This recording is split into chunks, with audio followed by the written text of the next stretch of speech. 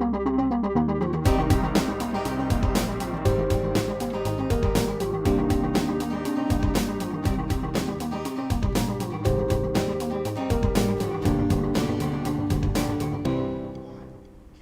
and welcome to Temple Street, the show brought to you by the Department of Communication and Journalism. My name is Jenna Mattis. And I'm Megan LeMay. On today's show, we will be looking at local efforts to help Haiti. We will take a peek at the newly revamped dining halls on campus and investigate the stereotype of the cold Bostonian. We will also learn about Suffolk's very own reality show, Suffolk Shore. And we will be talking to our Diversity Services Director about the upcoming Unity Week. We will wrap the show with a recap of the overwhelming commercialization of the 2010 Olympics. But first, the news. After the worst earthquake in 200 years struck Haiti, steady streams of help have been coming from all over the world, and Suffolk University is not far behind.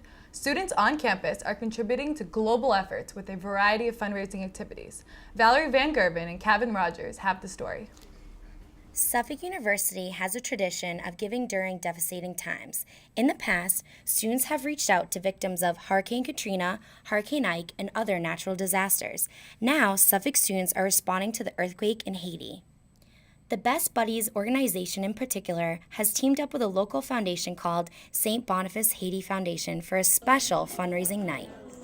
Best Buddies at Suffolk University is aimed at developing social relationships with people with intellectual and developmental disabilities. As part of their social activities, Best Buddies held the benefit dinner for Haiti Relief called A Celebration of Love, Helping Haiti Together. Members of the Suffolk University Dance Company provided the evening's entertainment. Sophomore Julian Capello was among the dancers performing at the event. I love doing things for a cause, and it really makes me feel good to make others feel good as well. So I'm really glad that I did this, and I'm really glad that all the girls from the dance company participated in such a great cause. Members of the Best Buddies program also showed off their ability to perform on stage. Both the buddies and the students said they enjoyed participating in this event, and although the event was held on a Saturday night, no one second-guessed donating their time. Freshman Nicole Platzer did a number of impressive dance routines throughout the night. I decided to come participate in this event tonight because I'm really passionate about what's going on in Haiti. As a college student, there's not much I can do with money, but donating my time by performing with my fellow dancers is a great way to donate. Organizers also set up a raffle table with various prizes, which were donated by iTunes, Starbucks, and even Best Buddy t-shirts. Proceeds of the benefit go to St. Boniface Haiti Foundation, which provides healthcare, education, and community development opportunities for the people of Fond de Blanc. This is Valerie Van Gerven for Temple Street. Other major fundraising efforts on campus brought together several university groups, including Student Government Association, Black Studies, Office of Diversity Services, SOLS, Caribbean Students Network, law school representatives, and faculty members, who joined forces to create a group called SU1. The group will raise money for organizations that were active in Haiti before the earthquake hit, such as Partners in Health, Food for the Poor, and Hope for Haiti.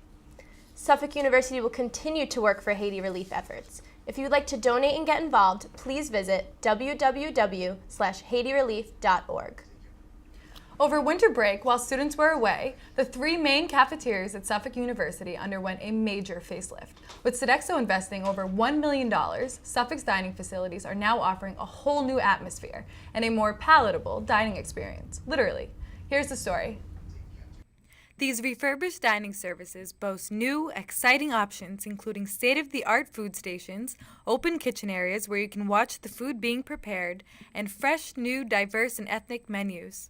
Executive Chef Stephen O'Hare says he aims to keeping his customers satisfied. New, vibrant, wide selection of foods for all kinds of different tastes. The cafeteria at 150 Tremont Street received the most dramatic changes, with a complete renovation of the food serving area and a reorganization of the dining area to better suit the students' needs. Marge Dion, Director of Interior Design Projects, is proud of the result. It's been great because now they came back from break and they see all these great colors and they see food. It's like, food! Now I can stay up and study until 11 o'clock and not feel like, there's nothing open for me to go to.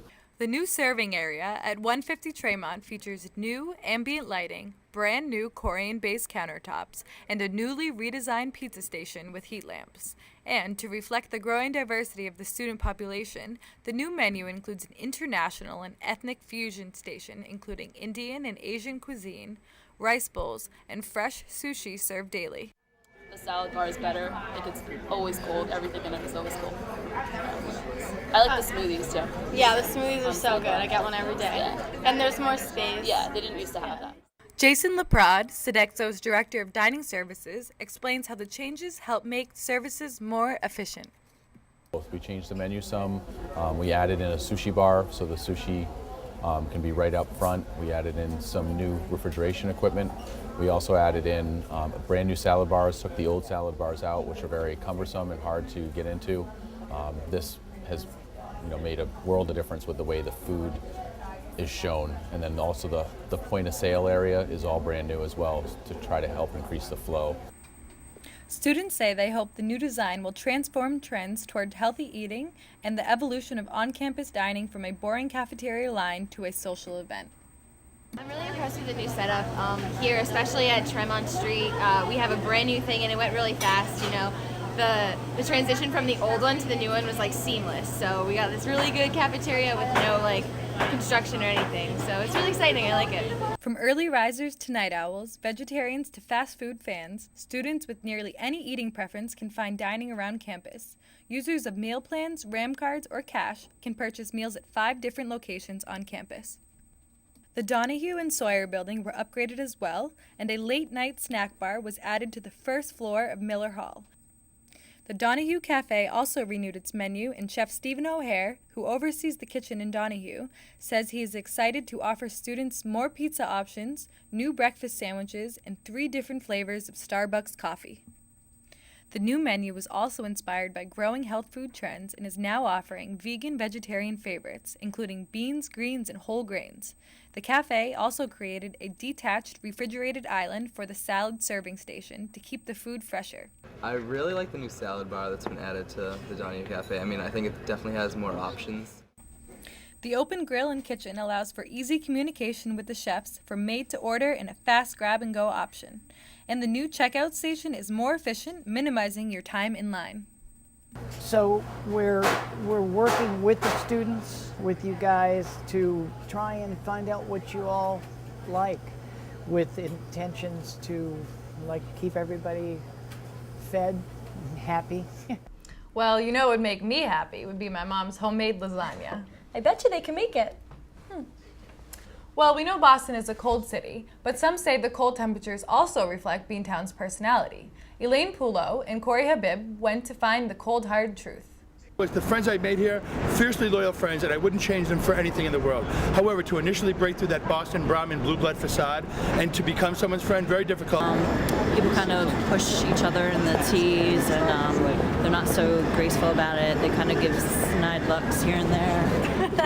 Yeah, it's not friendly. Cold? No. I don't think we live in the same city. Not cold or anything, but they're not super friendly. It's just I don't know, just going to work.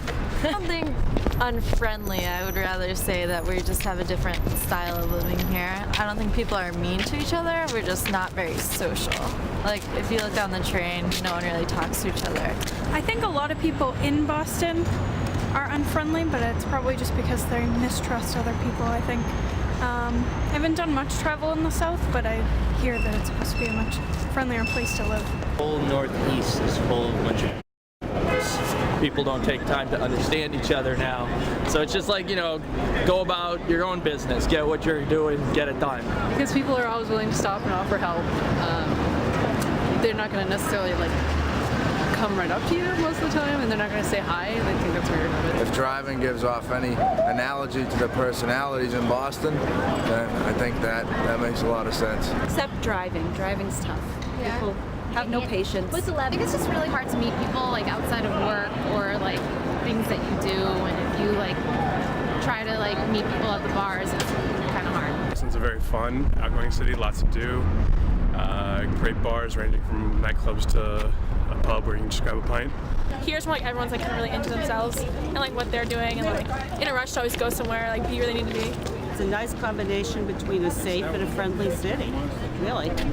Ditto. The best way I can put it is everyone's doing their own thing and in a rush, and I mean, I feel like there's a stereotype of like the typical Boston asshole, like older, guy with Boston cab, all drunk in a bar sort of thing. But I mean, I think they're friendly people. Well, we at Temple Street think Boston, no matter how cold, is a city with the warmest heart. In the growing world of reality television, MTV's Jersey Shore is the new guilty pleasure. Naturally, some Suffolk students are already creating what might be the next sweeping hit, the Suffolk Shore. Mark Provenzano has the story. The smash hit TV show Jersey Shore is so bad people can't stop watching it. With record high ratings, the show is now a regular contributor of pop culture staples such as controversies, tan bodies, spiked up hair, and of course fist pumping in the clubs. And here at Suffolk, this latest pop culture craze is getting a local interpretation. Man, when I found out... Broadcast journalism major Lexi Zenner, who works at the Sawyer Business School, saw the show and thought the successful formula would be a great way to preview life on campus to prospective students. I work for the Sawyer Business School, and we want to implement some new videos for prospective students to give them a better view of Suffolk, because we didn't feel that the current media videos that they have were giving everything that they could. Suffolk Shore, as it's being called, will follow 5 students around campus with cameras just like the MTV original. The show will feature a day in the life of the selected 5. But why try out for this show? I'll tell you why I tried out for Suffolk Shore. Because I love the people. I'm a man of the people, you know what I mean? I think I lived a very interesting lifestyle. I'm from Boston. You know what I mean? I can have a conversation with anybody, like, hey, how you doing? Good? All right. Never mind then. You see that? And it's like, hey, how you guys doing today? Good? That's right. All right. See? And that's why I try to be on Suffolk Shore and everything. It's a great way to expose what real Bostonians are like.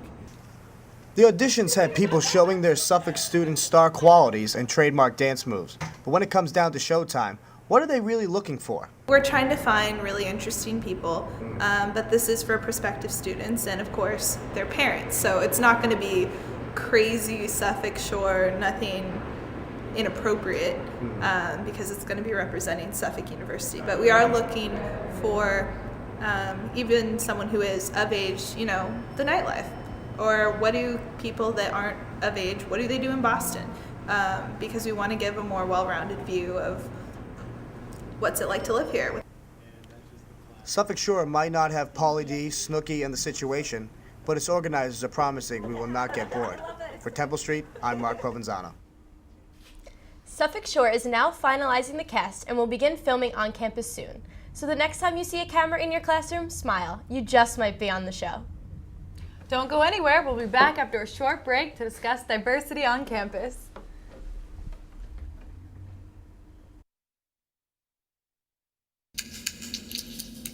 When I have an asthma attack, I feel scared. Sometimes my parents have to take me to the hospital. I feel like a fish with no water. You know how to react to their asthma attacks. Here's how to prevent them. Call 1-866-NO-ATTACKS. Visit www.noattacks.org or call your doctor. Because even one attack is one too many.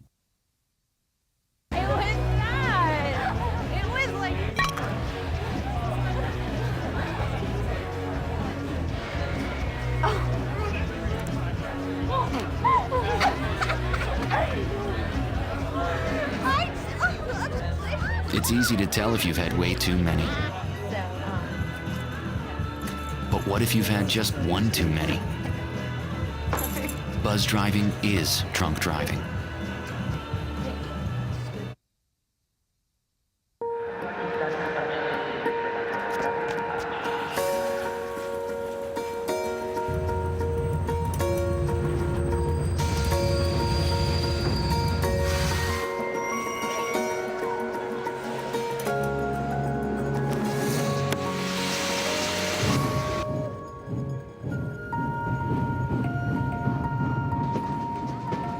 Explore new worlds. Read. Visit literacy.gov.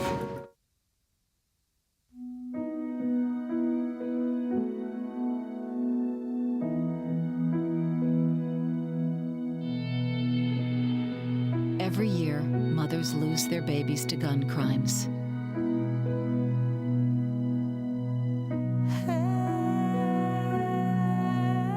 You'll always be your mother's baby. So before you commit a gun crime, think about who you'll leave behind. Gun crimes hit home. The Office of Diversity Services supports over 10 international organizations and encourages diversity across campus. Nicole Lee talked to Associate Director Craig Cullinaire about the importance of cultural exchange. Hi, Craig. Thank you so much for coming in today. My pleasure. So, you've been the Associate Director of Diversity Services here at Suffolk for almost 2 years now. Right. What role does Diversity Services play here at Suffolk, especially because Suffolk is one of the largest international schools in the nation? Right. We play many roles, actually. We provide a lot of cultural programming for the school, for people both to celebrate different cultures and for people to learn and educate themselves about the experience of different cultures. So for example, we have programming for Black History Month or Hispanic Heritage Month or Lesbian, Gay, Bisexual, Transgender History Month in October. So we do different kinds of cultural programming around that, bringing in speakers, artists. We have 5 or 6 different trainings that we offer to the university at any given time. So for example, we have one on kind of Diversity 101, like learning about different people and about each other through people's differences and similarities. We do a Safe Zone training, which is about learning to be an ally to people around LGBTQ issues. Okay. We do a training, social justice training, looking at power and privilege and access. And these are delivered to different parts of the university. So, for example, we can go into a residence hall and do training there. Or I myself go and do a lot of workshops in SU 101 classes, the freshman 1 credit class. But we do them generally for the campus as well. And we actually have a big one coming up on a week from Saturday, which is called the Multicultural Summit. And that's a day-long training that the focus is called respectful confrontation in diverse community.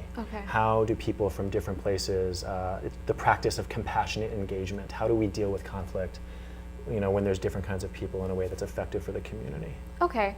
And I wanted to ask you, I'm an international student myself. Right.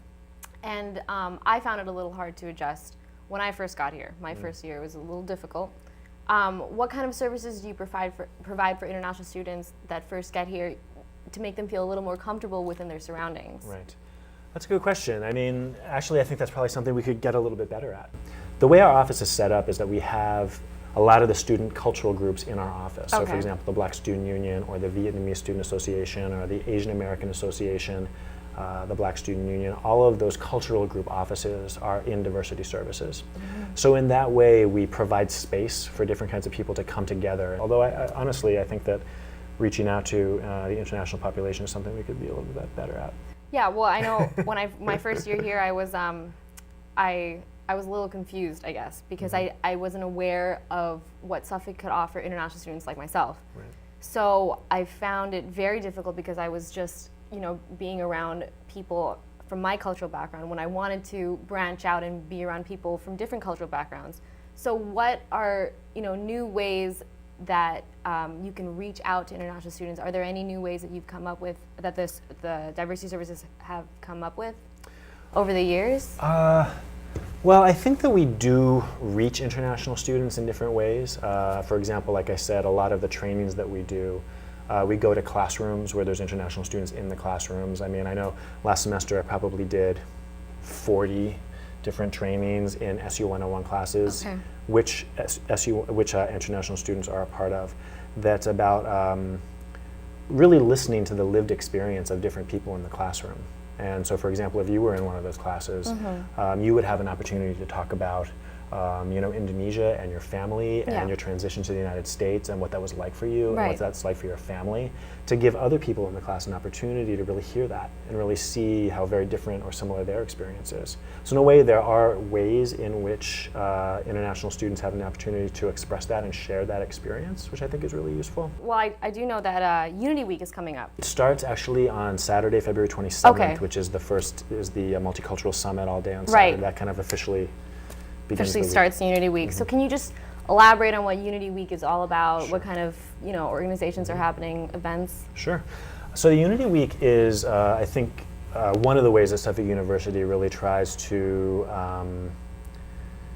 create an opportunity for people to learn about people who are different from themselves, and to offer programming that's really interesting and exciting and thought-provoking for people. Really focusing on, we are all sort of one in the world. In spite of all our differences, we have all these similarities, and let's explore that. So I think that's kind of the idea behind it. And so there's all these different things that happen. This year, the Multicultural Summit, which is, again, engagement with people who are different from ourselves that's effective. It's a skill building training. We have the Unity Week Showcase, which I know that you and your group are a part of, which is so exciting. And that's, we really reach out to cultural groups and say, hey, if you'd like to do some sort of performance or dance or poetry or theater piece or whatever, please be a part of this. And that's on Thursday night the 4th. And that's just like a really wonderful expression of the creativity of the different cultural groups at the school. And a lot of people turn out for that. It's a really big event. After that, we have a huge reception that's all these different cultural foods of the world, and we do that. And then there's all kinds of other events that are happening throughout the week. There's actually somebody from Project Runway coming this year. Oh, wow. Who's he was one of the top 5 people or something on one of the seasons. This guy Nick something or other, and he's going to be talking about kind of diversity issues within kind of the business world and in the world of fashion and stuff like that. So he's kind of like linking those kinds of things together. Yeah, I heard about this. So that's a big, that's a big event. And then there's like a zillion other events. Students can go to classes. There's an open passport program. I heard about a yoga event. How does that relate to cultural diversity? Well, I think yoga is yoga. I think yoga means union, which is really interesting. Which I didn't know about. Yes, so. And certainly it's a Eastern tradition from India about learning how to be physically active, but also to unite with the energy and the spirit within. Right. And certainly that's an event that different people from across the world can participate in. Well, thank you so much for coming in today. I'm looking forward to Unity Week because I was a part of it. So yes, and I'm looking forward to your performance. Your performance was the hit of last year's show. So. Oh, well, thank you so much. It's an honor. Yes. But thank you so much for coming in today. My pleasure. Thank you so much. For more information about events during Unity Week, visit www.suffolk.edu/campuslife. Unlike this year's Winter Olympics, we at Temple Street don't take annoying commercial breaks for sponsors. In today's Critics Corner, Corey Habib looks at the trend towards commercialization that has taken over the Winter Olympics. How are you today, Corey? I'm great, thanks, Jenna. As the 2010 Winter Olympics in Vancouver comes to an end now, I'm left here wondering about the long-term effects of commercialization on sporting events. More than ever before, it seems like this time around, the real competition was the race for the consumer dollar. At times, it even looked like the games were brief ads that aired between the real commercials. Over the past 2 decades, the Olympics have become increasingly popular, but at the same time, also incredibly commercialized. This Winter Olympics Games brought in record revenues, raking in $735 million in domestic sponsorship and $200 million from international worldwide sponsorship. Even TV ratings were higher than expected, taking away from long-time big draws and making executives at NBC very pleased. On Wednesday, February 18th, for example, the night Shaun White, Lindsey Vonn, and Shawnee Davis won gold, NBC had 30.1 million viewers. That was almost double that of American Idol. Maybe Ellen should have been a judge for ice dancing instead. But if the high ratings were only due to excellent performances at the games, you wouldn't be hearing from me complaining. And don't get me wrong, I loved watching the different winter sports, such as bobsledding and curling and luging. They usually didn't get enough attention.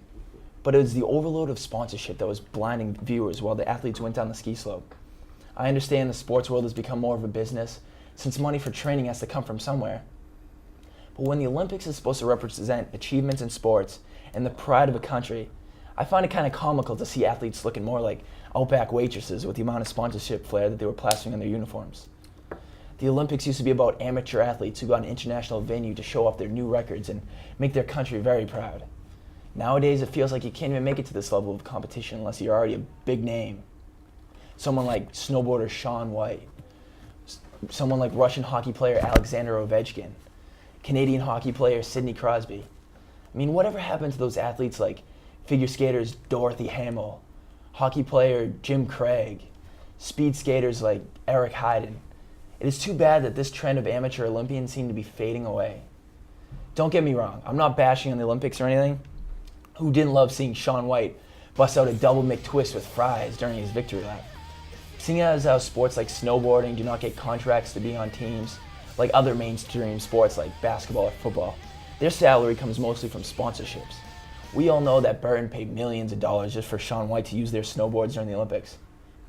White also reportedly purchased a house in Vancouver recently, paid for by his major sponsor, Red Bull. And I thought Red Bull gave you wings, not houses.